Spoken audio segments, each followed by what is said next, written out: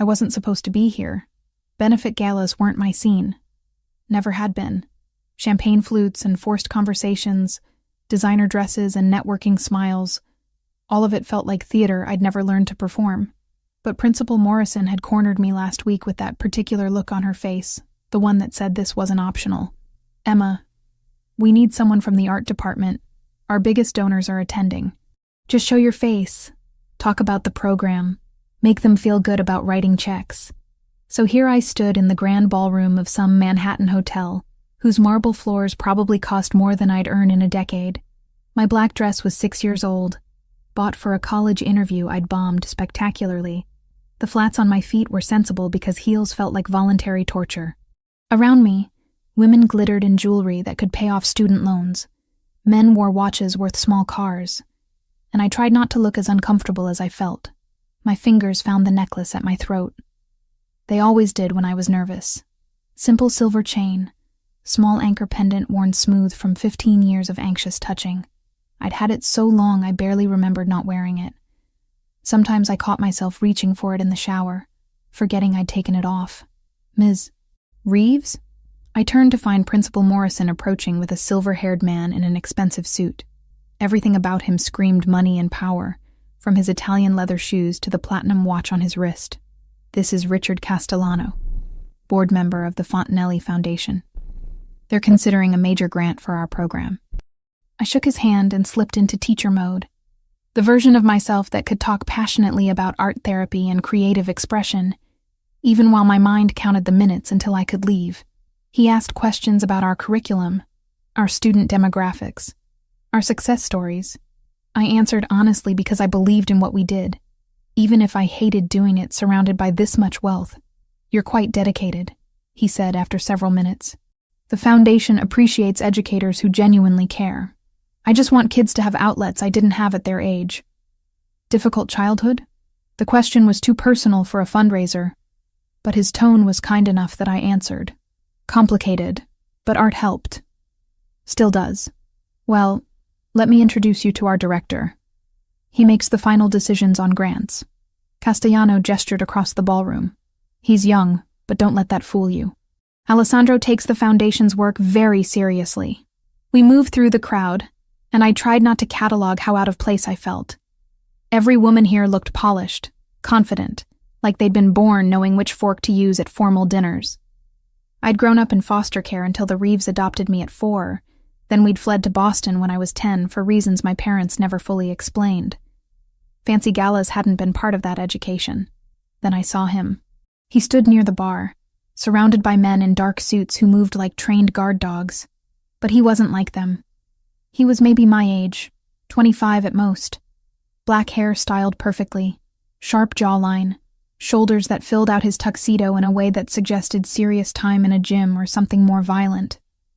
Ice blue eyes stared at his phone, scrolling with one hand while the other held a glass of whiskey. Something about him made my chest tighten. Not attraction, though he was objectively attractive. Something deeper, more unsettling, like my subconscious recognized something my conscious mind couldn't place. Castellano was still talking. "Alessandro oversees our educational initiatives personally. He believes strongly in giving back to communities that need it most." Alessandro. The name felt heavy in my mind, significant in a way I didn't understand. Then he looked up. His eyes found mine across the crowded ballroom and the world tilted. I couldn't breathe, couldn't look away. Those eyes, that exact shade of blue. I'd seen them before. I knew I had. But where? When? His gaze dropped from my face to my throat, to the necklace. Every muscle in his body went rigid. The phone in his hand went dark. The whiskey glass trembled slightly in his grip. For 3 seconds that felt like hours. He just stared at the anchor pendant resting against my collarbone. Then he moved. Not walked. Moved. Like a predator who'd spotted something that belonged to him, cutting through the crowd without seeming to notice the people who stepped hastily out of his way. The men in suits followed, but stopped when he raised one hand in a sharp gesture. I should have run. Every instinct I'd developed from years of surviving foster care screamed at me to turn and leave immediately, but my feet wouldn't cooperate. He stopped directly in front of me, close enough that I had to tilt my head back to meet his eyes. Up close, he was even more intimidating. Taller than I'd realized, at least 6'3", the scent of expensive cologne mixed with something darker, more dangerous. Leather and gunpowder and violence barely contained. "Where did you get that necklace?" His voice was low, controlled. But underneath, I heard something sharp and desperate. My mouth opened. Nothing came out. Those eyes kept boring into mine, demanding answers I couldn't give. "I asked you a question." His hand moved, fingers closing around my wrist. Not painfully, but firm enough that I couldn't easily pull away. "Where did you get it?" "I bought it." The lie came automatically, practiced from 15 years of keeping secrets. "At a thrift store, years ago." "You're lying." "I'm not." "Your pulse is racing." His thumb pressed slightly against the inside of my wrist, finding the frantic beating of my heart through thin skin. "You're terrified. Why?" "Because you're grabbing me at a fundraiser." We stared at each other. The noise of the gala faded into background static. There was only him. Only those ice-blue eyes that I knew from somewhere. Only the pressure of his fingers on my wrist and the terrible certainty that this man could destroy me if he wanted to. "Mr. Fontanelli?" Castellano's voice broke whatever spell had locked us together. Alessandro's fingers loosened but didn't immediately release me. When they finally did, my wrist burned where he'd touched me, like his fingerprints had been branded into my skin. "Richard." Alessandro's voice was perfectly controlled now, betraying nothing. "You were introducing me to someone?" "Ms. Emma Reeves. She teaches art at PS 118 in Brooklyn." Brooklyn. The word hit me like a physical blow. Alessandro's eyes sharpened. "Brooklyn," he repeated softly. "How interesting. Why was that interesting?" Why did the name of a borough make his expression shift from controlled fury to something calculating? "I'll be in touch," Alessandro said, still looking at me. "About the grant." Then he turned and walked away, the men in suits falling into formation around him. I stood there shaking, my wrist still burning, my heart still hammering. Castellano was saying something about funding timelines and application processes. I nodded without hearing. My eyes tracked Alessandro across the ballroom. He stopped near the exit, pulled out his phone, made a call. Even from this distance, I could see the tension in his shoulders. Then he looked back at me one final time. The promise in that look made my blood run cold. This wasn't over. Whatever I'd accidentally triggered by wearing this necklace, by being here, by existing, it was just beginning. I left the gala 20 minutes later, making excuses to Morrison about not feeling well. Walked 8 blocks before I could breathe normally again. Called a car because the subway felt too exposed, too public. In the back seat, my hand went to the necklace. I should take it off. Should go home and bury it in a drawer, never wear it again. But I couldn't. It was the only thing I had from that night 15 years ago. The only proof that the girl with blue eyes had been real. Had pressed this into my 10-year-old hand and whispered desperately for me to hide it, to never tell. And now her brother had found me. I didn't need to search his name to know that's who he was. The eyes were identical. The same impossible shade of blue I'd seen dimming in a warehouse in Red Hook when I was 10 years old, when I'd watched a girl my age die in a pool of blood and promised her I'd keep her secret. Alessandro Fontanelli. I'd kept that promise for 15 years, but something told me those years of silence had just come to an end. 3 days passed without further contact. 3 days where I jumped every time my phone rang, where I checked over my shoulder constantly, where sleep came in fragmented pieces filled with blue eyes and blood.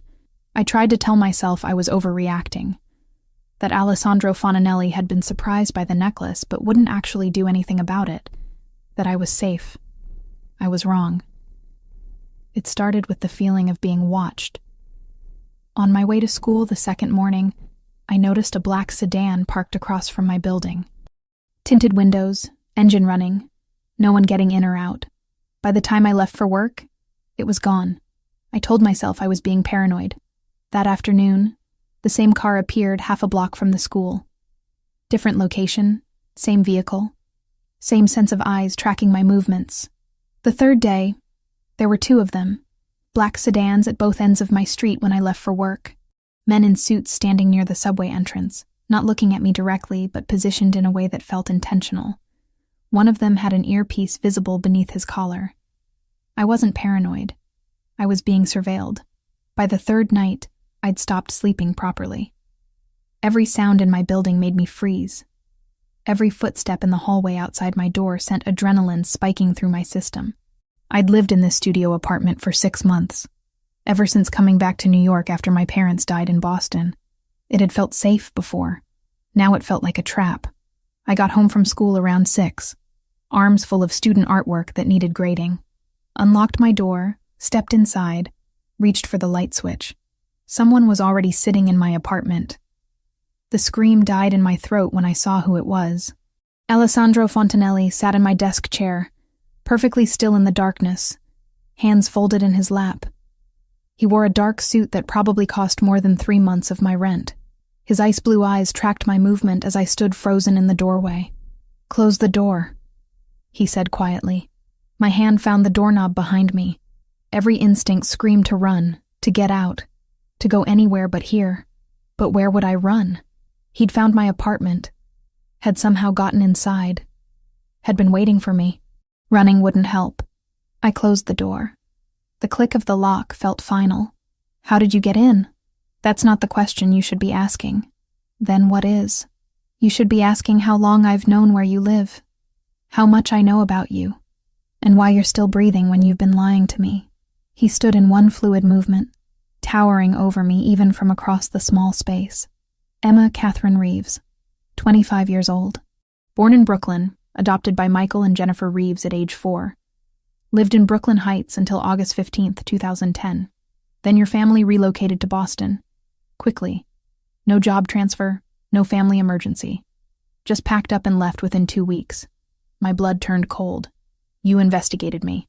Of course I investigated you. You're wearing my dead sister's necklace and lying about where you got it. He took a step closer. But here's what I can't figure out. Why did your family run to Boston on August 15th, 2010? That's 2 weeks after my sister was murdered in a warehouse in Red Hook. That's 2 weeks after a 10-year-old girl was executed, and the only witnesses were the killers. I don't know what you're talking about. More lies. Another step. Your heart is racing again. You're terrified. Because you do know. You know exactly what I'm talking about. He pulled his phone from his pocket, unlocked it, held it up so I could see the screen. A photograph filled the display. 2 children, maybe 9 years old, laughing at something off camera. A boy and girl with identical black hair and blue eyes. The girl wore the necklace I was wearing now. This was my sister, Bianca. We were twins.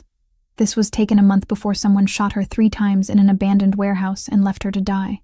His voice was steady, but underneath I heard something breaking. She was wearing this necklace when she died. It was a gift from me. I made it myself, saved for months to buy the pendant, had it attached to sterling silver. There's no other one like it in the world. I couldn't look away from the photograph.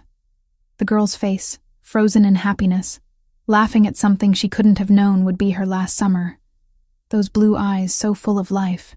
So, I'll ask you one more time, Emma. Where did you get that necklace? My legs gave out. I slid down the wall until I was sitting on the floor, arms wrapped around my knees. 15 years. I'd kept this secret for 15 years. Never told anyone, not even therapists my parents sent me to after we moved. Never spoke about that night, about what I'd seen, about the promise I'd made. But now her brother was standing in my apartment with evidence I couldn't deny, and the walls I'd built around that memory were crumbling. I was there, I whispered. Alessandro went completely still. What? I was there that night, in the warehouse. I saw everything. The words kept coming now. 15 years of silence breaking like a dam. I was hiding. I didn't mean to be there. I ran away from home and I was just trying to find somewhere safe to sleep, and I ended up in that warehouse and then they came. He moved closer, slowly, like approaching a wounded animal. Crouched down in front of me so we were at eye level. Tell me everything. So I did. I told him about my adoptive father drinking, about the fight that night, about running away at 10 years old with nowhere to go, about finding the abandoned warehouse in Red Hook, about hiding under a tarp-covered table in the upstairs office. about waking up to the sound of cars pulling up outside. I heard footsteps on the metal stairs. I stayed hidden, but I could see through a gap in the tarp, could see into the main warehouse space through the office window. My voice shook, but I kept going. There was a man. Older, silver hair. He was carrying a little girl. She was crying, asking for her dad. He kept telling her it was okay, that they'd be with her dad soon, that she was safe. Alessandro's breathing changed. Franco Sassolini, my father's advisor. I don't know his name, but he seemed kind. He set her down behind some crates, told her to stay quiet. Then the others came. 3 men. 2 of them were speaking another language, Italian maybe. The third one had an accent, different from the others. Hispanic, and he had a tattoo. I closed my eyes, pulling up details I'd tried to forget. A snake. Green and black, going from his collar up his jaw. Very detailed. What happened then? They argued. The older man, Franco, he stood between the girl and the 3 men, started yelling at them. It got louder, more aggressive. Then I heard phones ringing. One of the men answered, spoke quickly in Italian. He said a name. Luminari. I remember because it sounded pretty, like something from a fairy tale. Alessandro's entire body went rigid. You heard Luminari? You're certain? Yes. He said it twice on the phone. Then everything happened so fast. Tears ran down my face, but I didn't stop. The man with the snake tattoo pulled a gun. Franco tried to shield the girl, but they shot him. 3 times. He fell. She screamed and tried to run. They shot her too. Where were you? Still under the table. I was paralyzed. Couldn't move, couldn't scream. I just watched. They made more phone calls, talked about cleaning up later. Then they left, got in their cars and drove away.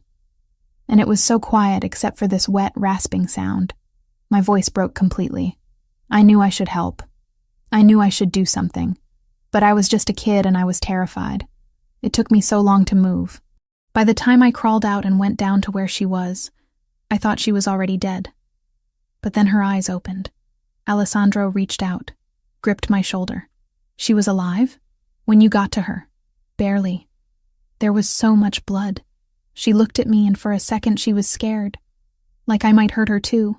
Then she understood I was just another kid. She reached up and took off the necklace with shaking hands, pressed it into my palm and closed my fingers around it. She could barely talk, but she whispered something. She said, "Hide it. Don't tell. Promise." And you promised. I promised. I didn't know what else to do. Then her eyes just stopped seeing me. She was gone. I looked up at Alessandro, at the tears streaming down his face. I'm so sorry. I'm so sorry I couldn't save her. I'm sorry I kept the secret. But I promised her. And I was so scared they'd come back and kill me too if anyone knew I'd been there. He pulled me into his arms without warning, held me while I sobbed against his chest. 15 years of trauma pouring out. When I finally calmed enough to breathe, he pulled back slightly. You were 10 years old, he said roughly. You witnessed a murder and survived. You kept a dying girl's promise for 15 years. You have nothing to apologize for. But if I'd told someone, you'd probably be dead. Whoever killed Bianca would have hunted you down and eliminated the witness. He stood, offered me his hand. Your parents knew, didn't they? That's why they ran to Boston. I let him pull me to my feet. I told them the next day. I didn't want to lie. They saw the news, recognized the location from my description. They were terrified. My dad said if anyone knew I'd witnessed a mafia execution, I'd be killed. We left Brooklyn 2 weeks later. They made me promise never to tell anyone what I'd seen. Until now. Until now. I looked at him, at this dangerous man who'd broken into my apartment and somehow made me feel safer than I had in years. What happens now? His expression hardened. Now I find out who Luminari is, and I make them pay for what they did to my sister. Alessandro didn't leave my apartment that night. Instead, he made a phone call in Italian, speaking rapidly to someone named Luca, while I sat on my bed trying to process that I'd just confessed to witnessing a murder 15 years ago. When he finished, he turned back to me with an expression I couldn't read. I need you to tell me everything again. Every detail you can remember, no matter how small. So I did. We sat on opposite ends of my bed, and I walked him through that night in excruciating detail. The sound of cars arriving, the way Franco had carried Bianca so carefully, the exact words he'd spoken about her father being somewhere safe, the argument between Franco and the three men. Wait, Alessandro interrupted. You said Franco mentioned my father, that they'd be with him soon. What were his exact words? I closed my eyes, reaching back. He said your dad is waiting. We'll be there soon. You're safe now. Something like that. He kept reassuring her. Alessandro pulled out his phone, typed something quickly. My father was alive that night. He wasn't killed until 3 weeks later. The official story was that the Russians killed him in retaliation for the conflict they supposedly started by murdering Bianca. But if Franco was taking Bianca to meet our father somewhere safe, then your father knew something was wrong. He was trying to protect her, which means he knew there was an internal threat.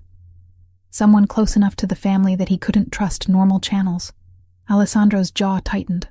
Tell me more about the three men, the two who spoke Italian first. I tried to visualize them. One was taller, muscular build, dark hair. He was the one who made the phone call, who said luminari. The other was shorter, stockier. They both wore dark clothes. Nothing distinctive I can remember. And the third? The one with the tattoo? That one was easier. Tall, but not as tall as you. Maybe 6 feet, shaved head, very muscular. The tattoo was incredibly detailed. A snake with its mouth open, fangs showing.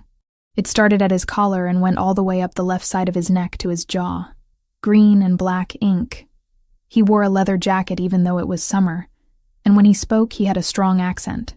Spanish, I think, but I was 10. I couldn't tell you exactly what kind. Alessandro was typing on his phone again. The snake tattoo, that's distinctive. If he's cartel, someone will know him. And if he's cartel. His expression darkened. The family was told the Solntsevskaya Bratva killed Bianca. Russian mafia. We've been at war with them for 15 years because of it. But if the actual killer was Mexican cartel, then someone lied about who did it. Someone orchestrated the whole thing, used Bianca's death to start a war that benefited them. He stood, paced my tiny apartment. Roberto Luminari. You heard that name on the phone. Roberto Luminari has been my underboss for the past 4 years. Before that, he served as regent of the family, managing everything after my father died until I was old enough to take control. The implications were staggering. You think he killed your sister? I think he hired someone to kill my sister, killed Franco, and then killed my father to cover it up. Then he spent 15 years positioning himself as my most trusted advisor, while I hunted the wrong enemy. Alessandro's voice was ice. And now you're the only person who can prove it. Fear spiked through me. What does that mean? It means you're in danger. If Roberto finds out you exist, that you witnessed the murder, he'll eliminate you. He's kept this secret buried for 15 years. He won't let one witness destroy everything he's built. But no one knows I was there. I've never told anyone except my parents, and they're dead. I found you in 3 days, Emma. If I could track you down using basic information, Roberto can too. Especially now that he knows I'm interested in you. Alessandro stopped pacing, looked at me directly. Those men following you? That was me. But now Roberto knows I'm investigating something. He'll want to know why. And when he digs into your background, he'll find the same things I did. 10-year-old girl, family fled Brooklyn 2 weeks after the murder. Same time frame, same neighborhood. My hands started shaking. So what do I do? You come with me. Now. Tonight. I'll put you somewhere safe while I investigate Roberto, while I find proof of what he did. I can't just leave. I have a job, responsibilities. You'll be dead within 48 hours if you stay here. The bluntness made me flinch. He wasn't trying to scare me. He was stating a fact, something he understood from years living in a world I'd only glimpsed from the shadows. I'll handle your job. He continued. Family emergency, need immediate leave, perfectly understandable. Your principal won't question it. But Emma, I'm not giving you a choice here. You're coming with me whether you agree or not, because you're the key to everything. The only living witness to my sister's murder. The only person who can identify the killers and confirm Roberto's involvement. I should have argued. Should have fought for my independence, my right to make my own decisions. But looking at Alessandro's face, at the determination and barely controlled fury, I understood something fundamental. This wasn't about me anymore. This was about a 10-year-old girl who'd bled out on a warehouse floor while her brother searched for answers. This was about justice 15 years delayed. Okay, I said quietly. I'll go with you. Relief flickered across his face, quickly masked. Pack a bag. Enough for a week. Clothes, toiletries. Anything you can't live without. While I moved around my small apartment gathering things, Alessandro made more phone calls. I heard him giving orders in clipped tones, arranging security, setting up protocols. When I emerged from the bathroom with my toothbrush and medications, he was standing by the window looking down at the street. There's a car parked at the end of the block that wasn't there when I arrived, he said without turning around. Black sedan. Engine running. Could be nothing. Could be Roberto's people already moving. My blood ran cold. Already? He's not stupid. He survived this long by being paranoid and proactive. Alessandro finally turned to face me. Ready? I looked around my apartment. 6 months of trying to build a life in the city where I was born. Trying to find some connection to the place my parents had fled from so urgently. Now I was leaving again. Running again.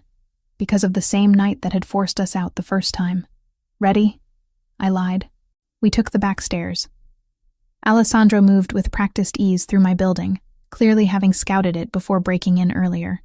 At the ground floor, a different door than the main entrance, he held up a hand to stop me, pulled out his phone, checked something, then pushed the door open. A black SUV waited in the alley, windows tinted, engine running. The driver was a massive man with a shaved head and a scar bisecting his left eyebrow. He nodded to Alessandro. Vincent, any problems? 2 men watching the front entrance. They haven't moved in 20 minutes. Want me to handle them? No. We leave quietly. If they follow, lose them. If they try to intercept, eliminate the threat. Alessandro opened the back door, gestured for me to get in. Emma, this is Vincent. He's been with me for 8 years. You're safe with him. I climbed into the SUV, Alessandro following. The interior smelled like leather and gun oil. As Vincent pulled out of the alley, I caught a glimpse of 2 men in suits standing near the front of my building, exactly where Alessandro had said. One of them spoke into a radio as we passed. They've made us, Vincent said calmly. Lose them. What followed was the most terrifying 10 minutes of my life. Vincent drove like he'd trained for this, weaving through Brooklyn streets with precision that suggested military or law enforcement background. Twice I saw cars behind us attempting to follow. Twice Vincent outmaneuvered them with turns that shouldn't have been possible. Finally, we merged onto the highway heading toward Manhattan. No one followed. We're clear, Vincent confirmed. Alessandro's hand found mine in the darkness, squeezed once. You did well. Most people panic. I'm panicking now, I admitted. I know, but you're doing it quietly, which is what matters. His thumb traced circles on the back of my hand, a gesture that should have been comforting, but felt charged with something else. Emma, I need you to understand what you're walking into. My world isn't safe. It's not clean or simple. The people I deal with, the things I have to do to maintain control, they're not pretty. You're warning me about violence? I watched your sister die when I was 10 years old. This is different. This is choosing to be part of it instead of accidentally witnessing it. I'm not choosing to be part of your world, I said. I'm choosing not to die. There's a difference. He almost smiled. Fair enough. We drove the rest of the way in silence. Manhattan rose before us, towers of glass and steel glittering in the night.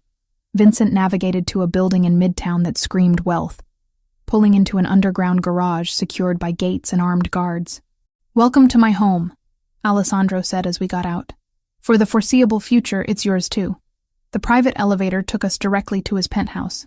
When the doors opened, I stepped into a space that belonged in architectural magazines. Floor-to-ceiling windows overlooking the city, furniture that was more art than function, lighting that seemed to come from everywhere and nowhere. It was beautiful and intimidating, and completely alien to someone who'd spent most of her life in modest apartments and foster care bedrooms. The guest room is this way. Alessandro guided me down a hallway. Private bathroom, everything you should need. If something's missing, tell me and I'll have it delivered. The guest room was bigger than my entire studio apartment. King bed with sheets that looked expensive, a desk, a closet that could fit 3 times the wardrobe I owned. Through another door, a bathroom with marble floors and a shower big enough for 4 people. Get some rest, Alessandro said from the doorway. We'll talk more in the morning about what happens next. Alessandro? He turned back.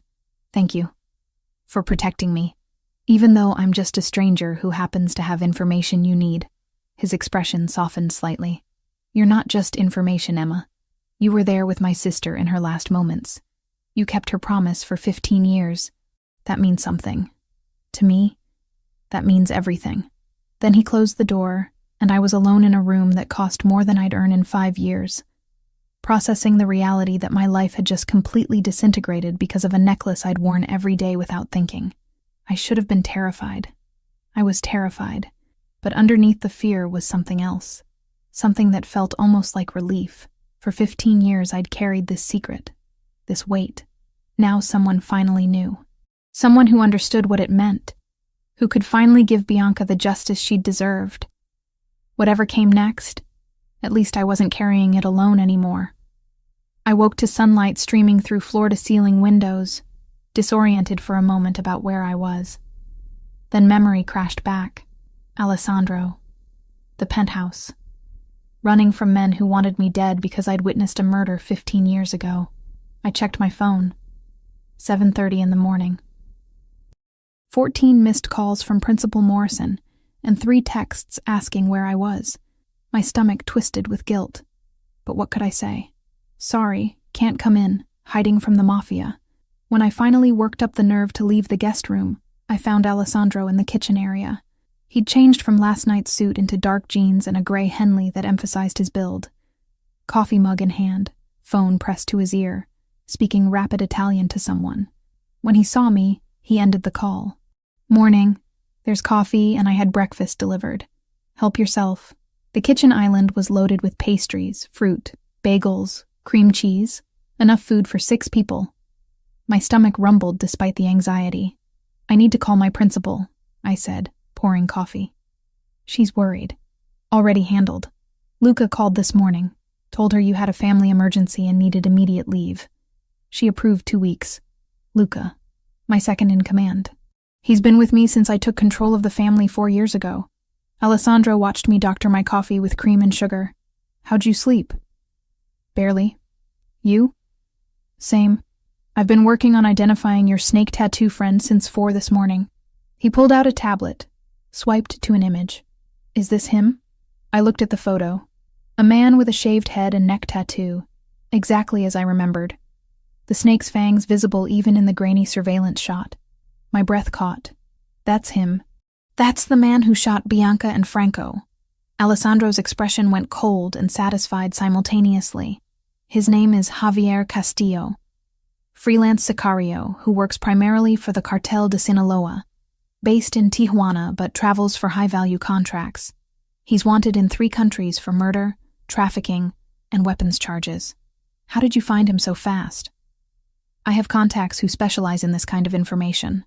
Description of a distinctive tattoo combined with cartel connections. Timeline from 2010, it was enough.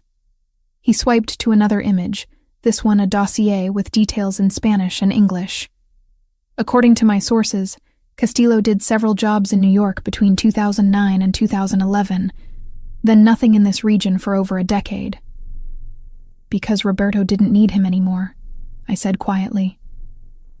Once Bianca and your father were dead, the job was done. Exactly. Alessandro set the tablet down. But this gives us proof. A cartel sicario killed my sister, not Russian mafia. Which means someone hired him and lied about who was responsible. Which means Roberto orchestrated everything. I forced myself to eat a bagel, needing something in my stomach. What was Franco doing that night? Why was he taking Bianca somewhere? That's what I've been trying to piece together. Franco Sassolini was my father's most trusted advisor.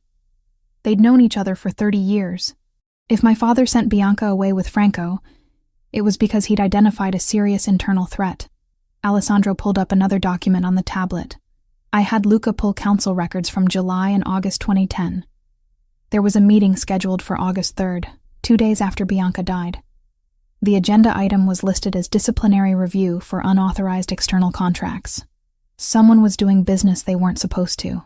My father was planning to bring formal charges against someone in the family, someone high-ranking enough that it required council approval for punishment.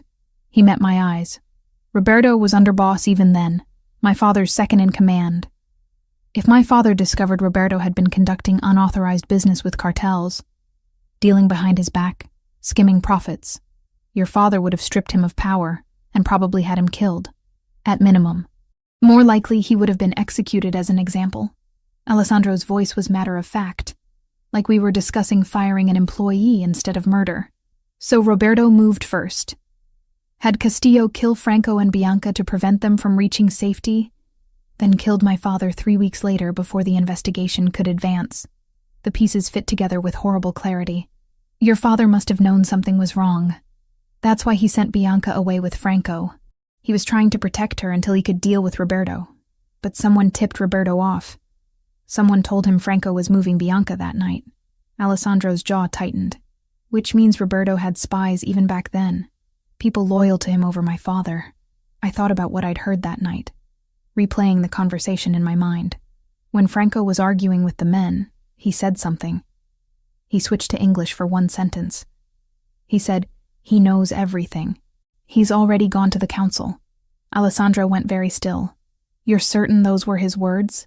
"I'm certain." It stood out because everything else was in Italian. But that one sentence, he said it in English. Maybe so Bianca would understand, or maybe just because he was stressed. I closed my eyes, pulling up the exact memory. He said it right before they shot him, like he was trying to tell them it was too late, that killing them wouldn't stop what was already in motion, which means my father had already presented evidence to the family council, had already started formal proceedings against Roberto. Alessandro stood abruptly, started pacing. That's why Roberto had to kill my father so quickly.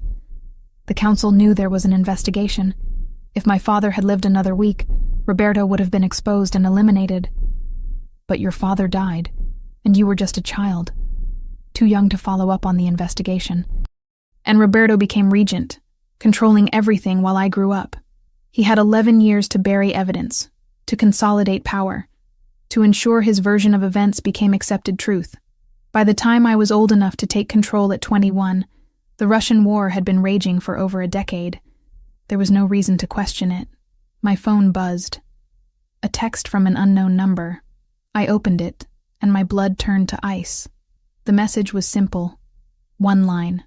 "We know you're with him. Come out, and we'll make it quick." I showed Alessandro. His expression went from anger to cold fury in a heartbeat. "When did this come through?" "Just now. I don't recognize the number." He took my phone, did something with it, then handed it back. "They tracked you through your phone." "I should have thought of that last night. We'll get you a clean device today." "Alessandro, they know I'm here. They know I'm with you. They know you're somewhere with me. This building is a fortress. They can't get to you here." But his tone suggested he was trying to convince himself as much as me. "I need to move faster. Roberto's escalating, which means he's panicking." As if summoned by the conversation, Alessandro's phone rang. He glanced at the screen, and something flickered across his face. "It's Roberto. Are you going to answer?" "I have to. If I avoid him now, it confirms I'm onto him." Alessandro composed his expression into neutrality before answering. "Roberto, good morning." I couldn't hear the other side of the conversation, but I watched Alessandro's face carefully. His expression remained controlled, but his free hand curled into a fist against the counter. "No, I haven't been avoiding you. I've been dealing with some personal matters. Nothing that concerns family business." Pause. "I don't think that's necessary. Whatever you need to discuss can wait until our scheduled meeting Thursday." Another pause. Longer this time. "No, Roberto. I'm not meeting you today. I said Thursday."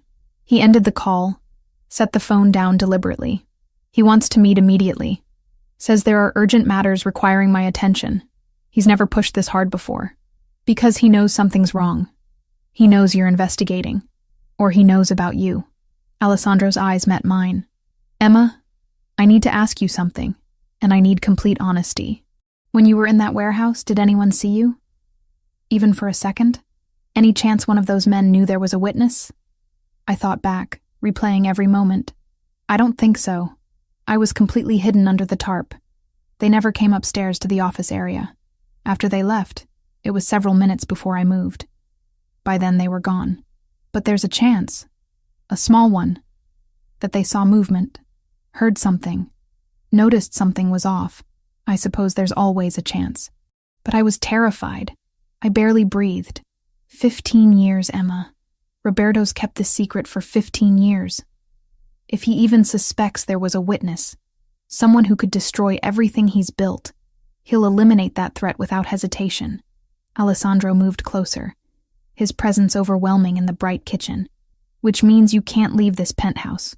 Not for any reason. Not until I've dealt with Roberto and neutralized the threat. How long will that take? Days. Maybe a week. I need to gather enough evidence to prove to the family council that Roberto betrayed us. I need documentation, witnesses, something beyond just your testimony. He reached out, tucked a strand of hair behind my ear. The gesture was gentle but possessive. I know this feels like a cage, but it's a cage that keeps you breathing. And if Roberto comes here, if he forces a meeting, then he'll have to go through 12 armed men and me. And I promise you, Emma, he won't get to you.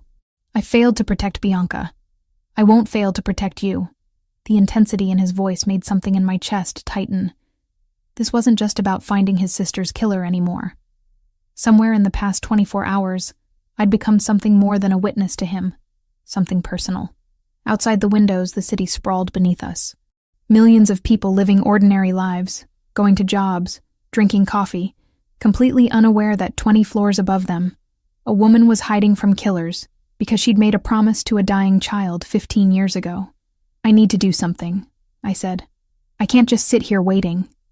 If I'm stuck in this penthouse, give me something to do, something useful. Alessandro considered this, then nodded. Write down everything you remember from that night. Every detail, no matter how small. Descriptions of the 2 Italian men. Any other words you heard. The exact timeline. Anything that might help us identify everyone involved. You think there were others besides Roberto? Roberto didn't act alone. Someone helped him, covered for him, possibly carried out the actual murders under his orders. If we can identify everyone involved, we can dismantle his entire network.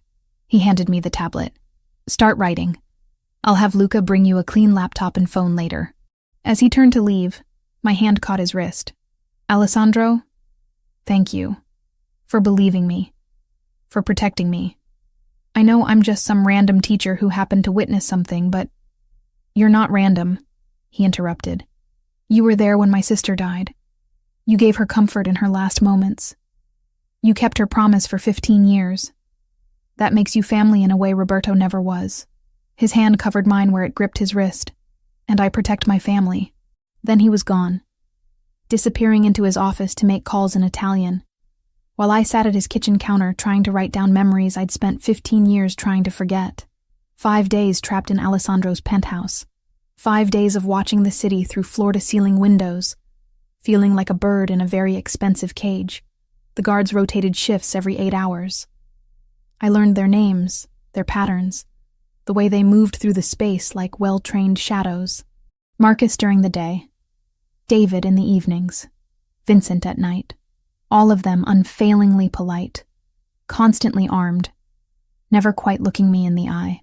Alessandro disappeared for hours at a time, handling business he wouldn't discuss. Sometimes I'd hear him on phone calls in Italian, his voice sharp with command. Other times he'd work in his office with the door closed, and I'd see the glow of his computer screen through the frosted glass. He'd check on me periodically, ask if I needed anything, then vanish again into whatever violent world he inhabited. I spent my time writing down everything I remembered from that night, filling pages with details I'd tried to forget. The sound of Bianca's breathing as she died, the exact shade of Franco's silver hair, the pattern of blood on the concrete floor, every word I could remember from the phone conversations. Alessandro collected these notes like they were sacred texts, studying them for hours, cross-referencing with information I wasn't privy to. By the 6th night, I was going quietly insane. The penthouse was beautiful, but it was still a prison. I couldn't leave, couldn't see friends, couldn't even open a window because Alessandro was paranoid about sniper positions. The walls were closing in. I couldn't sleep again. Too much nervous energy, too much thinking about Roberto hunting me, too much replaying that warehouse scene on an endless loop. Around 2 a.m, I gave up and went to the living room in pajama pants and an oversized t-shirt Alessandro had given me when my clothes ran out. The city glittered beyond the windows like scattered diamonds. How many people out there were sleeping peacefully, unaware that a war was brewing in the shadows? How many of them had witnessed murders and kept the secret for 15 years? Can't sleep? I spun around. Alessandro stood in the doorway to his office, tie loosened, sleeves rolled up to his elbows. He looked exhausted, dark circles under his eyes, jaw shadowed with stubble. He'd been pushing himself as hard as he was pushing his investigation. I didn't mean to disturb you. You didn't. He moved to the bar, poured whiskey into 2 glasses, brought one to me. You look like you need this more than I do. I took it, even though alcohol at 2 a.m. felt like a terrible idea. The burn was familiar now after 5 nights of this routine. Funny how quickly bad habits formed in captivity. How long does this go on? I asked. How long before Roberto makes his move or you make yours? Soon. We're close to having everything we need. He sat on the couch, gestured for me to join him. I did, keeping distance between us, hyper-aware of how thin my borrowed pajamas were. Luca found records of wire transfers from Roberto's accounts to shell companies in Mexico. The timing matches up with when Castillo was in New York. It's not conclusive proof, but it's circumstantial evidence. Is that enough? Not yet. I need something concrete. A witness, documentation, recorded confession. Something the family council can't dismiss as coincidence. He took a long drink. The problem is Roberto's been covering his tracks for 15 years. He's good at this. What happens if you can't prove it? Do I just hide here forever? No. If I can't prove it through evidence, I'll handle it another way. His expression went cold. But that's messier. It raises questions, creates instability. I'd prefer to do this cleanly. I knew what he meant by handle it another way. Murder. Plain and simple. And the casual way he discussed it reminded me that no matter how gentle he'd been with me, Alessandro Fontanelli was still a mafia boss. Violence was his language. Tell me about her, I said instead. About Bianca. What was she like before that night? He was quiet for so long I thought he wouldn't answer. Then, she was everything I wasn't. Soft where I was hard. Kind where I was cold. We were twins, but we couldn't have been more different. His fingers traced the rim of his glass. She cried when she saw hurt animals, would bring home strays even though my father forbade it. She'd sneak them into her room, hide them until our mother inevitably found out. Your father was strict? He ran a criminal organization. Strict doesn't begin to cover it, but with Bianca he was different, softer. She was the only person who could make him laugh genuinely. Alessandro set his glass down, stood, crossed to a bookshelf, pulled down a silver-framed photograph, brought it back to me. The image showed 2 children around 9 years old, a boy and girl with identical black hair and blue eyes, arms around each other, laughing at something off camera. The girl wore the necklace I'd had on at the gala. Joy radiated from both their faces. That was taken at our birthday party, a month before she died. She'd just beaten me at chess for the first time. Wouldn't stop gloating about it for weeks. His voice roughened. I was supposed to protect her. We had this thing, this twin connection everyone talks about. I could always tell when she was upset or scared. But that night, I didn't feel anything. Didn't know she was in danger until it was too late. You were 10 years old. You couldn't have known. I should have. I should have felt something was wrong. He took the photo back, stared at it. After she died, that connection just went silent. Like part of me died with her. I spent years trying to feel it again, trying to find some sense of her still existing somewhere. But there was nothing. Just absence. I moved closer without thinking. Driven by impulse I didn't fully understand. She made me promise to survive. Those were practically her last words. To hide the necklace, to never tell, and to survive. I think she knew she was dying and she wanted someone to live. Even if she couldn't. Alessandro's eyes met mine. You kept that promise. For 15 years you survived. You built a life, became a teacher, helped other kids. That's what she would have wanted. Is it enough, though? I survived, but I never got her justice. I never told anyone what really happened. You're telling now. That's what matters. His hand came up, cupped my face. The touch was gentle but electric. Emma, I need you to understand something. You're not just a witness to me. You're not just a piece of evidence in my investigation. Then what am I? You're the last person who saw my sister alive. The last person who heard her voice, who felt her touch.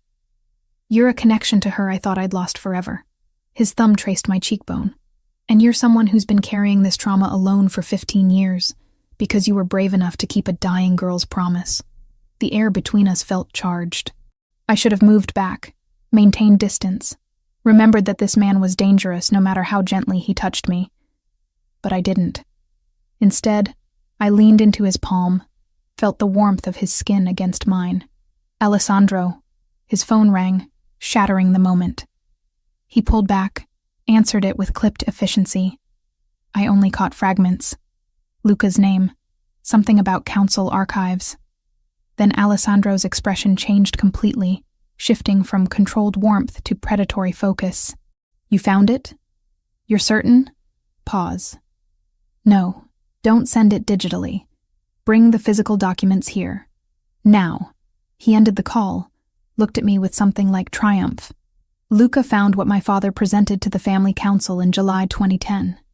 Formal accusations against Roberto with documented evidence of unauthorized cartel dealings, skimming operations, and betrayal of family interests. That's what you needed. Proof.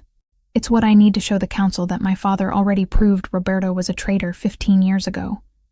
Combined with your testimony about hearing Roberto's name at the murder scene, about the cartel sicario, about Franco's words, it's enough. His hands gripped my shoulders. Emma, this is almost over. Once I present this to the council, Roberto's finished. But he won't go quietly. He'll fight back. Let him. I'm ready. Alessandro's expression went cold in a way that reminded me exactly who and what he was. He killed my sister. He killed Franco. He killed my father. He's terrorized you and tried to have you murdered. I'm going to end him. And I'm going to do it in a way that destroys everything he's built. Before I could respond, before I could process the violence in his voice, his office intercom buzzed. A voice I recognized as Vincent's came through. Tense and urgent. Boss, we've got a situation. Roberto just arrived in the lobby with 6 men. He's demanding to see you. Says it's family emergency, can't wait. Alessandro's jaw tightened. How did he get past building security? He's got authorization codes. Old ones from when he used to visit regularly. Security let him through before we could intervene. Lock down the floor. No one comes up without my explicit order. I don't care if he's got codes. I don't care if he claims emergency. He doesn't get access to this penthouse. Understood. But boss, he's making threats. Says if you don't meet with him, he'll take it as declaration of war. Alessandro looked at me, something dangerous and protective flashing in his eyes. Go to your room. Lock the door. If you hear gunfire, get in the bathroom and stay low. Understand? You're going to meet with him? Here? Now? I don't have a choice. If I refuse, it confirms everything he suspects. I have to face him. Have to maintain the pretense that nothing's wrong until Luca arrives with those documents. His hands framed my face. Emma, I swear to you he won't get near you. I'll kill him myself before I let him hurt you. I'm not worried about me. I'm worried about you walking into an ambush. This is my world. This is what I do. He pressed a kiss to my forehead, quick and fierce. Now go. Lock the door. Don't come out until I tell you it's safe. I wanted to argue. Wanted to tell him this was insane. That meeting with Roberto while tensions were this high was suicide. But the look in his eyes stopped me. This wasn't just about strategy or safety. This was about facing the man who'd destroyed his family. This was personal. So I went to my room like he ordered, locked the door, stood with my ear pressed against the wood, listening to the sounds of the penthouse. Footsteps, voices too muted to make out words. The elevator chiming, and waited for the gunfire I was certain would come. I couldn't stay in the room like Alessandro ordered. Call it stupidity or survival instinct. But I needed to know what was happening. If gunfire started, if something went wrong, I wasn't going to die trapped in a bedroom without knowing why. I crept to the door, unlocked it as quietly as possible, eased it open just enough to slip through. The hallway leading from the guest wing to the main living area was dimly lit. I could hear voices now, clearer. Alessandro's controlled baritone and another voice. Older, smoother. You've been avoiding me, Alessandro. That's not like you. I've been busy, Roberto. Handling personal matters that involve hiding school teachers in your penthouse. That kind of personal. My blood turned cold. He knew. Of course he knew. I moved closer, keeping to the shadows, until I could see into the living room. Roberto Luminari stood near the windows, hands clasped behind his back like a professor delivering a lecture. He looked nothing like I'd imagined. Silver hair perfectly styled, expensive suit, wire-rimmed glasses that gave him an intellectual air. He could have been anyone's grandfather, not a man who'd murdered children. 6 men stood behind him in a loose semicircle. All of them had the look of professionals, hands near concealed weapons, eyes constantly scanning. Alessandro's guards were positioned strategically around the room. At least 8 that I could see, probably more hidden. The tension was explosive. I don't know what you're talking about, Alessandro said evenly. Don't insult my intelligence. You disappeared a woman from her apartment 6 days ago. Emma Reeves, 25, substitute teacher. The same woman you showed unusual interest in at that fundraiser. Roberto turned from the window, smile never reaching his eyes. Want to tell me why you're so fascinated with a nobody school teacher? That's my business. Everything you do is family business. You're not just Alessandro Fontanelli anymore. You're the boss. Your actions affect all of us. Roberto moved closer, unthreatening, but deliberate. So I'll ask again. Why are you hiding her? What does she have that's worth risking political stability? Nothing that concerns you. But it does concern me, because I've done research on Ms. Reeves. Very interesting background.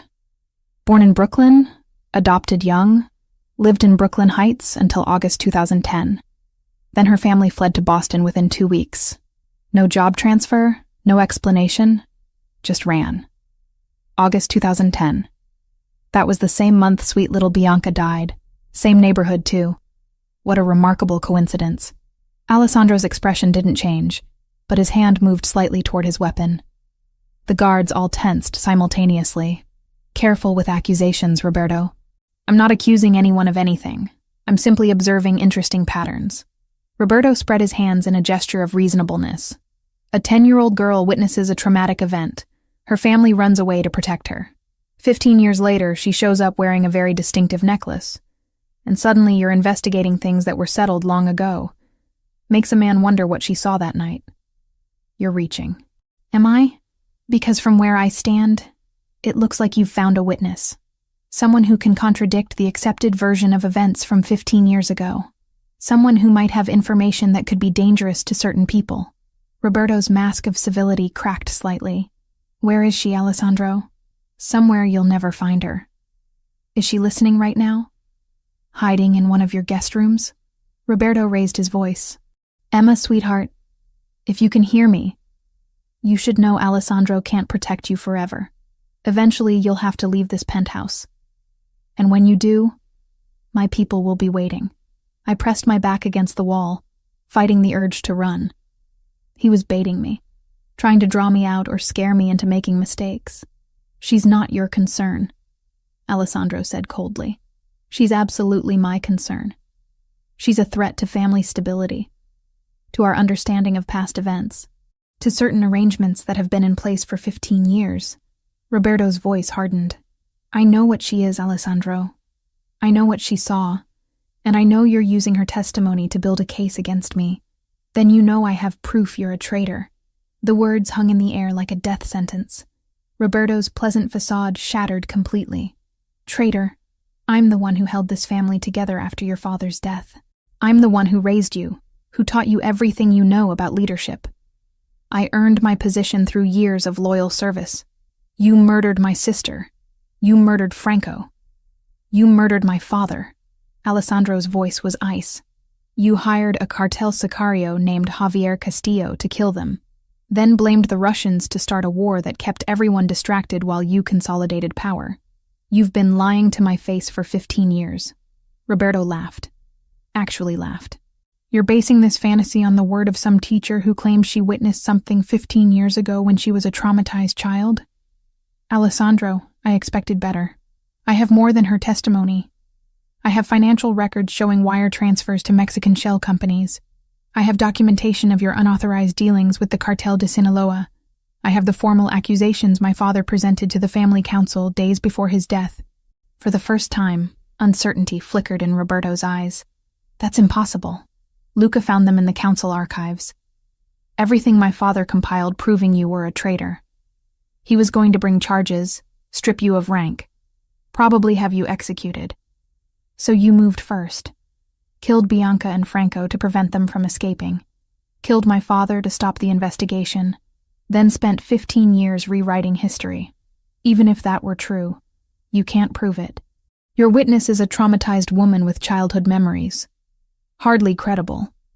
And whatever documents you think you have can be explained as misunderstandings, accounting errors. The council will decide that. Not you." Alessandro pulled his phone from his pocket. "Luca, come up. Bring the documents." Roberto's expression went cold and calculating. His hand moved slightly, a signal to his men. They all shifted, hands going to weapons, preparing for violence. "I could kill you right now," Roberto said conversationally.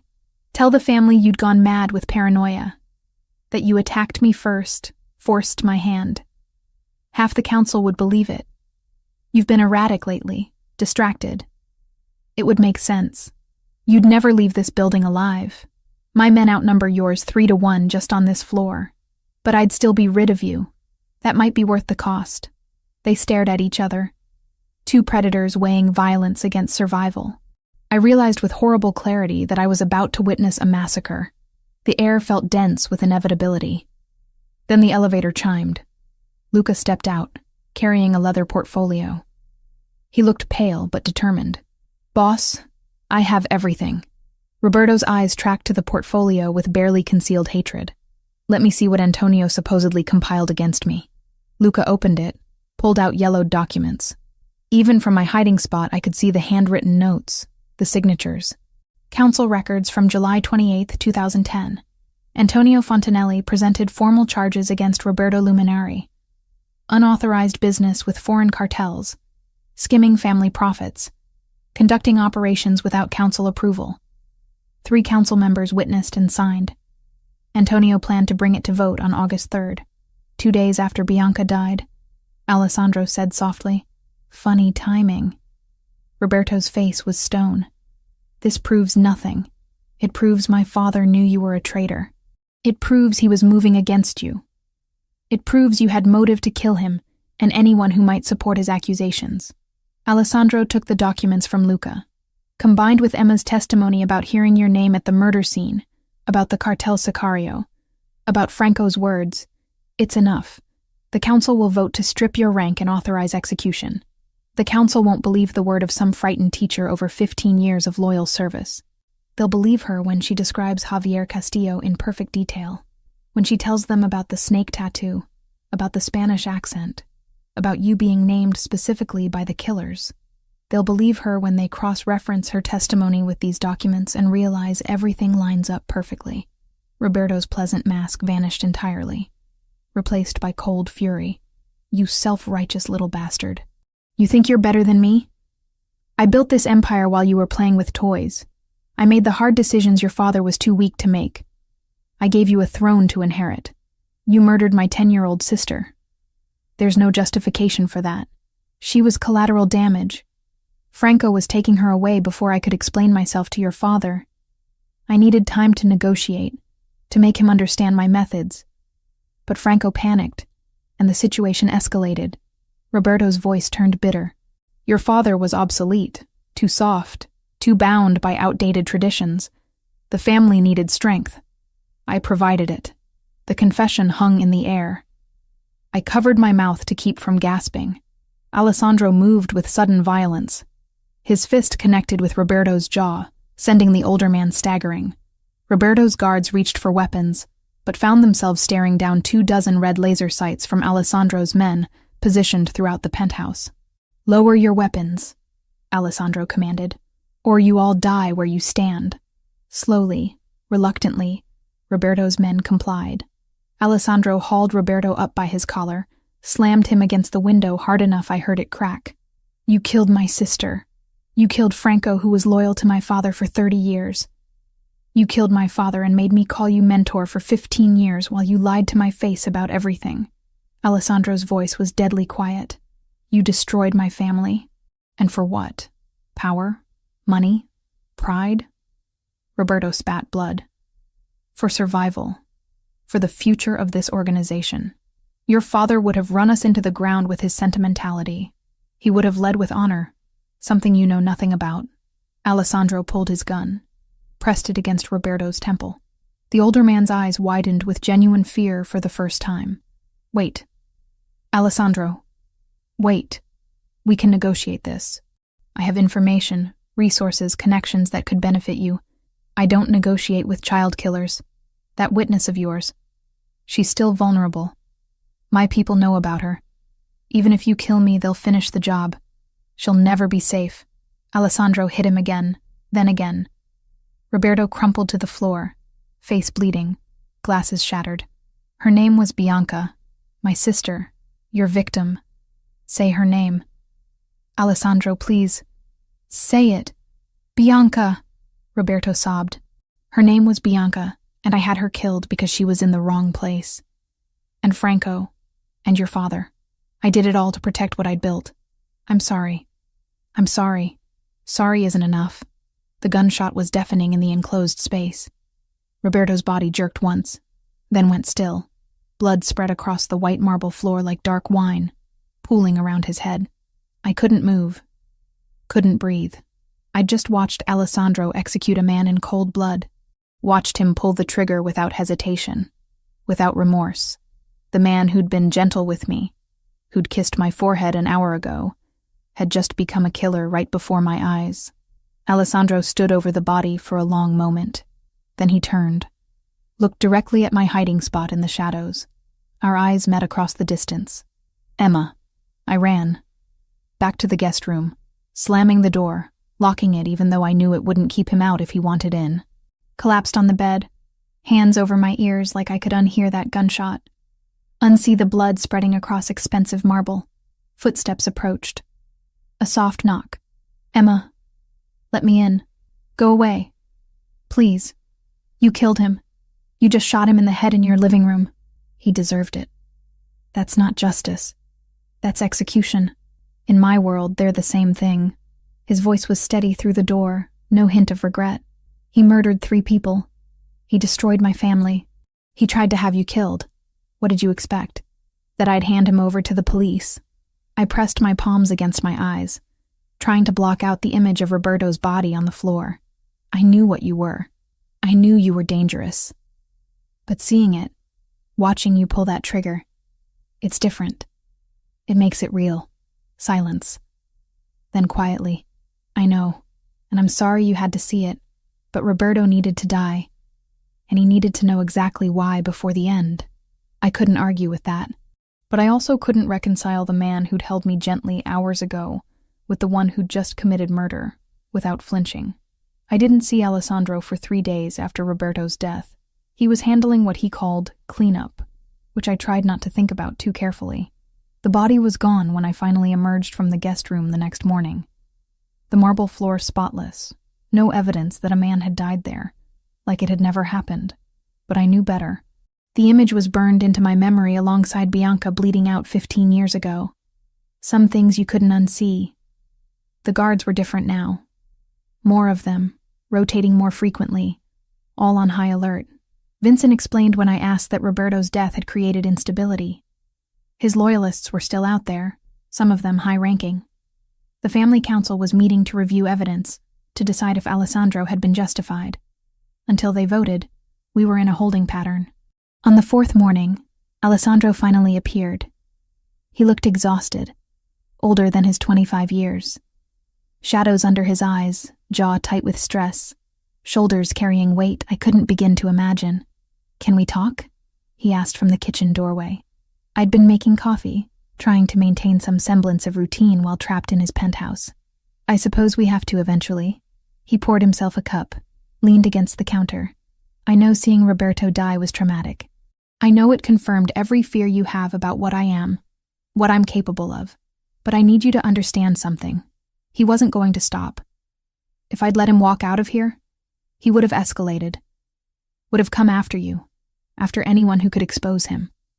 I understand the logic. I'm not stupid." I cradled my mug, staring into dark liquid.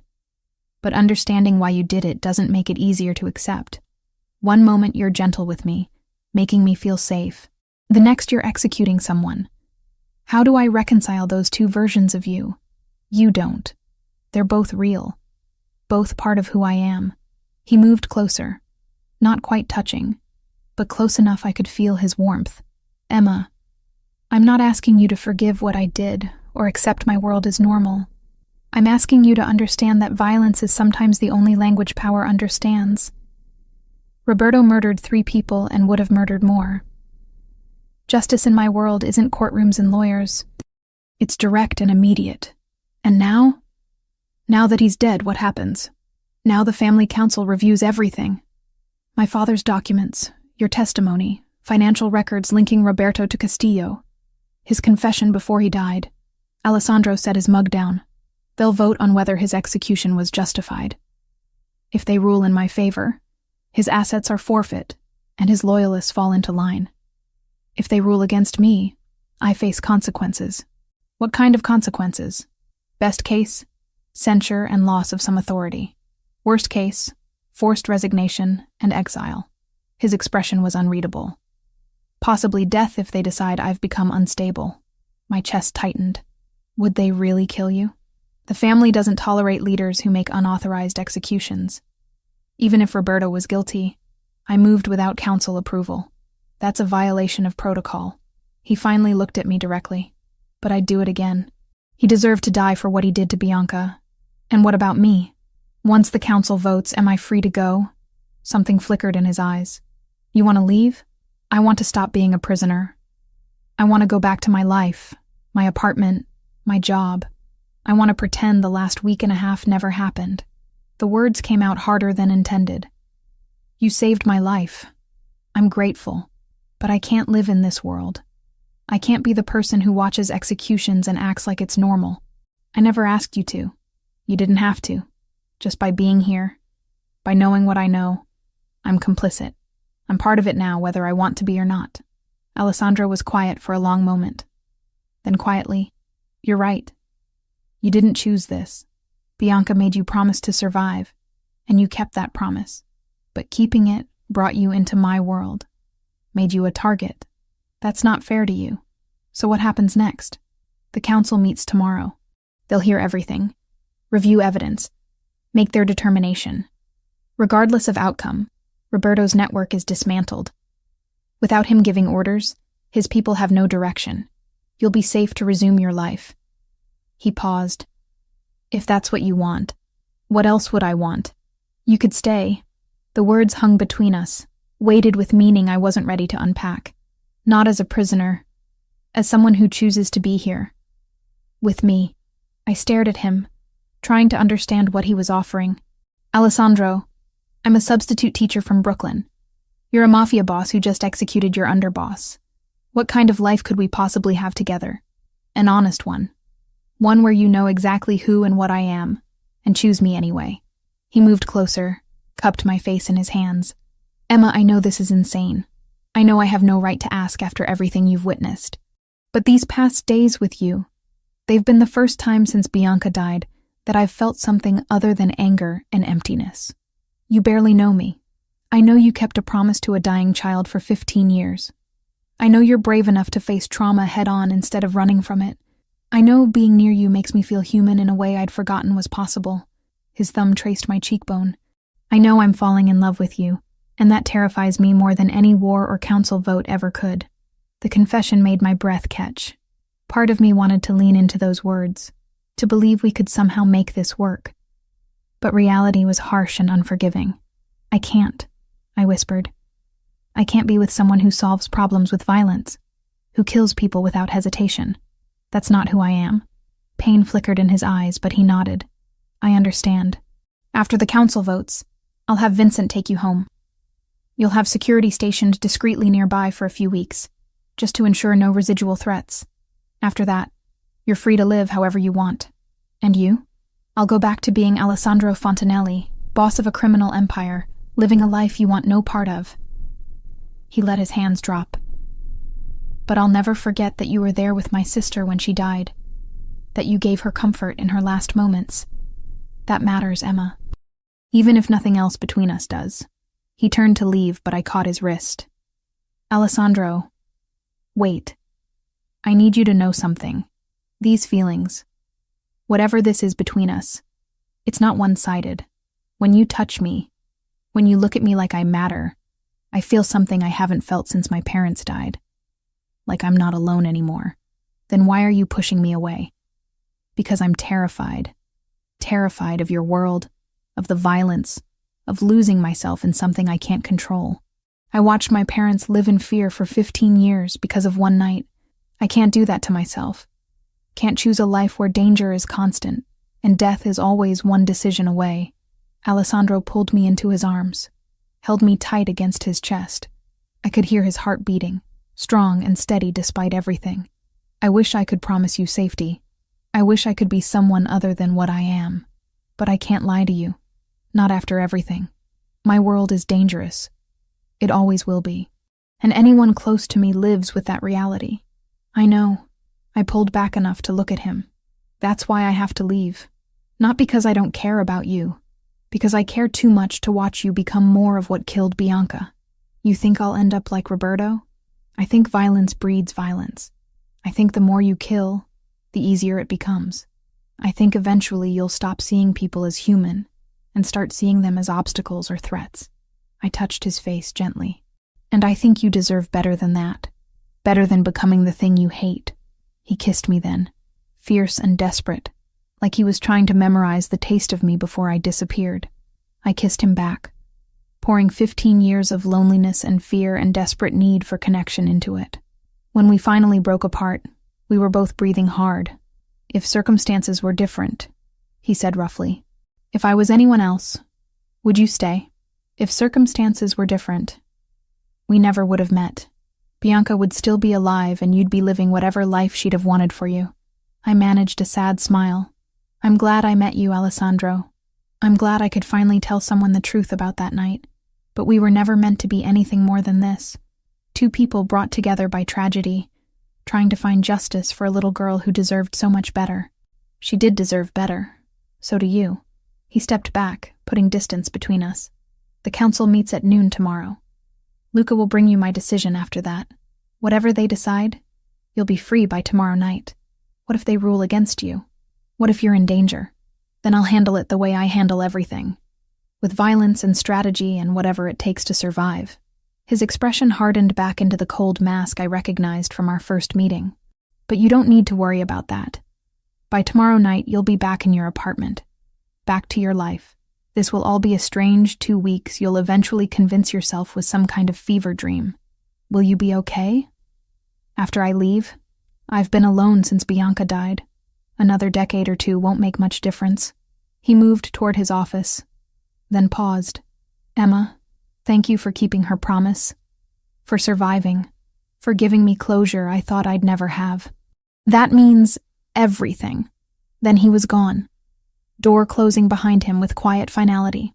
I stood in the kitchen of his expensive penthouse, coffee going cold in my hands, wondering how I'd managed to fall for someone whose world I couldn't possibly inhabit. Tomorrow the council would vote. Tomorrow I'd be free. Tomorrow I could go back to teaching art to fourth graders and pretending the past 2 weeks hadn't happened. So why did freedom feel like the worst kind of prison? Vincent drove me back to my apartment 2 weeks after I'd left it. 2 weeks that felt like a lifetime. Alessandro hadn't said goodbye. He'd been gone when Vincent knocked on the guest room door that morning, already at the council meeting that would determine his fate. Luca had delivered the news an hour later. The council ruled in Alessandro's favor. Roberto's betrayal was confirmed through overwhelming evidence. My testimony, combined with Antonio Fontanelli's documents and Roberto's recorded confession, left no room for doubt. Alessandro's execution was deemed justified. His position was secure. And I was free to go. My apartment looked exactly as I'd left it. Student artwork still on the walls, art supplies scattered across the desk, coffee mug in the sink from that last morning before everything changed. Like the world had frozen while I'd been gone. "We'll have someone posted nearby for the next few weeks," Vincent said, setting my bag inside. "You won't see them, but they'll be watching. Just in case any of Roberto's people get ideas. Thank you. Boss wanted me to give you this." He handed me a phone, new and clean. "Your old one was compromised. This one's secure. His number's already programmed in if you ever need anything." After Vincent left, I stood in the center of my tiny studio and tried to feel relieved.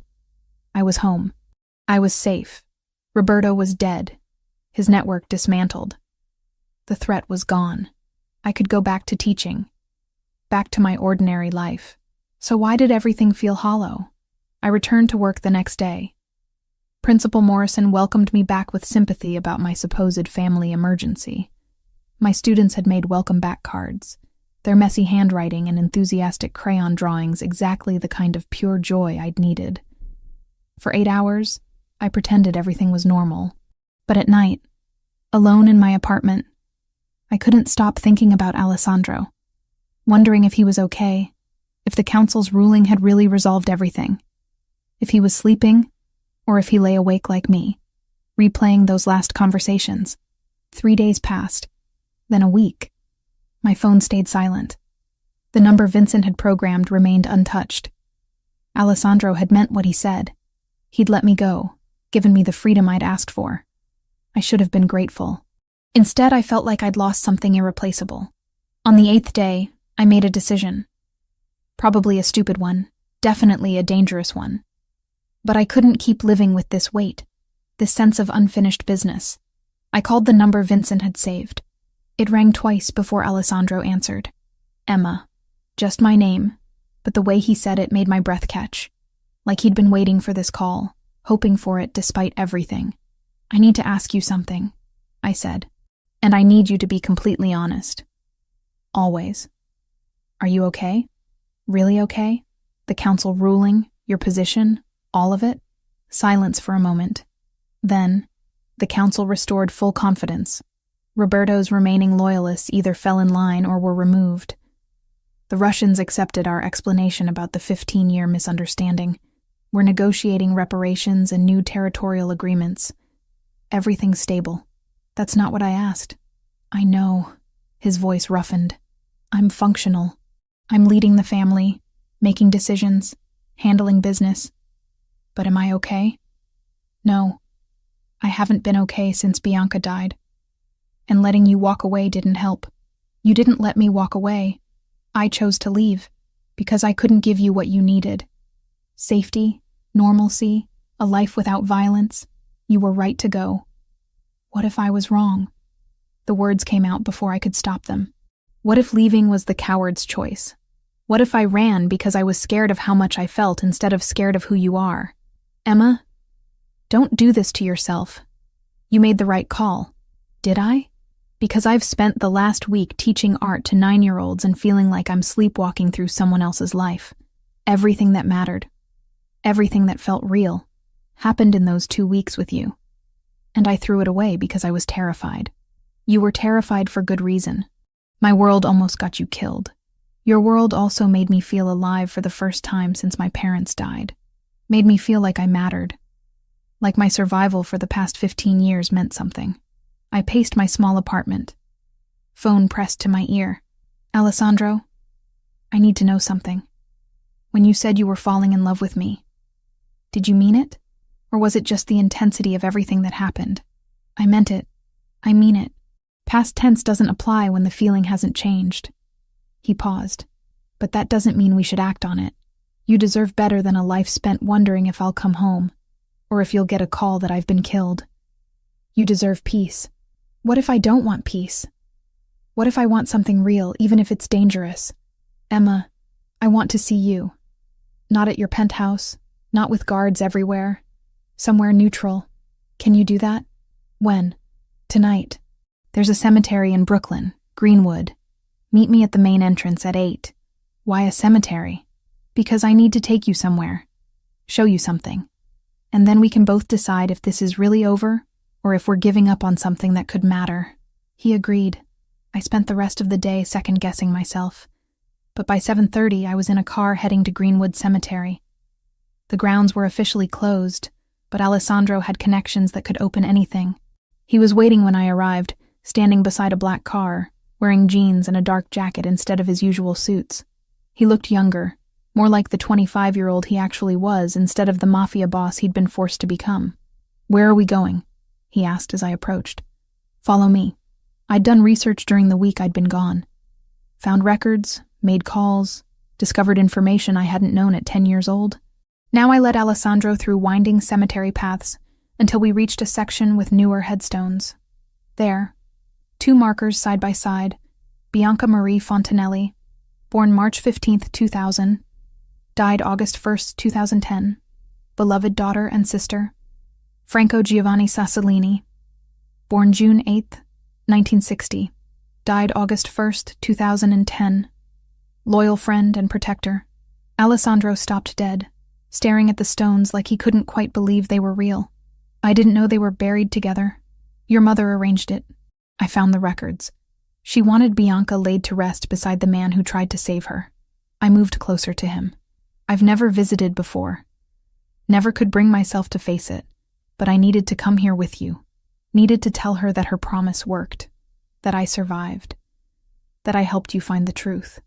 Alessandro knelt between the 2 graves, one hand on each stone. Bianca, I'm so sorry it took me 15 years. Sorry I didn't figure it out sooner. Sorry Roberto got away with it for so long. His voice broke. But I got him. He's gone. And Franco's been avenged too. You're both finally at peace. I knelt beside him, pulled the necklace from under my shirt. I'd worn it every day for 15 years. But now it was time to let it go. She gave me this in her last moments. Made me promise to hide it, to never tell, to survive. I kept that promise, Bianca. I survived. And because I did, Alessandro found the truth. Your death wasn't meaningless. It wasn't forgotten. I unclasped the necklace, placed it at the base of Bianca's headstone. The anchor pendant caught the fading sunlight, gleaming silver against dark granite. Thank you, I whispered. Thank you for trusting me. Thank you for that final gift. I hope wherever you are, you know you made a difference. Alessandro pulled me against him, buried his face in my hair. We stayed like that for a long time, kneeling between 2 graves, mourning people we'd both lost in different ways. Finally, he pulled back enough to look at me. Why did you bring me here? Because I needed you to see that I'm not running from your past anymore. I'm not scared of the girl who died, or the weight of what I witnessed. I've carried her with me for 15 years. If I'm with you, I'll keep carrying her, but I won't be alone in it anymore. Emma, I still can't promise you safety. I'm not asking for safety. I'm asking for honesty, for a real relationship where I know exactly who you are and what your life involves, where I maintain my own identity, my own life, but build something with you anyway. I took his hands. I want to keep teaching. I want my own apartment as a refuge when everything gets too intense. I want clear boundaries and the ability to walk away if things become unbearable. But I also want you. Want whatever this is between us. You're asking for a partnership, not a fairy tale. Fairy tales are for people who don't understand that real life is complicated and messy and sometimes terrifying. I understand exactly what being with you means. And I'm choosing it anyway. I met his ice blue eyes. Are you choosing me back? He kissed me then, gentle and fierce all at once. When we finally broke apart, He rested his forehead against mine. I choose you. Every day. Every decision. For as long as you'll have me. But if it gets too dangerous, if you change your mind, if you need to leave, I won't stop you. Your safety matters more than my happiness. Deal. But you don't get to make decisions for me about what's too dangerous. I'm an adult who survived trauma before. I can make my own choices. Stubborn woman. You have no idea. We stayed at the cemetery until the sun finished setting, talking about logistics and boundaries and what a relationship between a mafia boss and a substitute art teacher could possibly look like. It wouldn't be easy. It wouldn't be safe. But it would be real. 6 months later, I stood in front of a classroom teaching 4th graders about color theory, while Alessandro handled business I deliberately didn't ask about. Most nights I went home to my apartment in Park Slope. Some nights I went to his penthouse in Manhattan. We'd found a rhythm that worked, a balance between his world and mine. And once a month, we visited Greenwood Cemetery together, brought flowers, told Bianca stories about our lives, thanked her for the promise that had brought us together. She'd asked me to survive 15 years ago. I'd done more than that. I'd lived, and I'd found someone who understood that surviving and living weren't always the same thing, but both were worth fighting for. The anchor necklace remained at her grave, returned to its rightful owner, but the promise remained with me, woven into everything I'd become. Some people are brought together by chance, others by tragedy. Alessandro and I were brought together by a 10-year-old girl's final wish, a 15-year-old secret, and the desperate human need to believe that even in darkness, justice and love could somehow survive.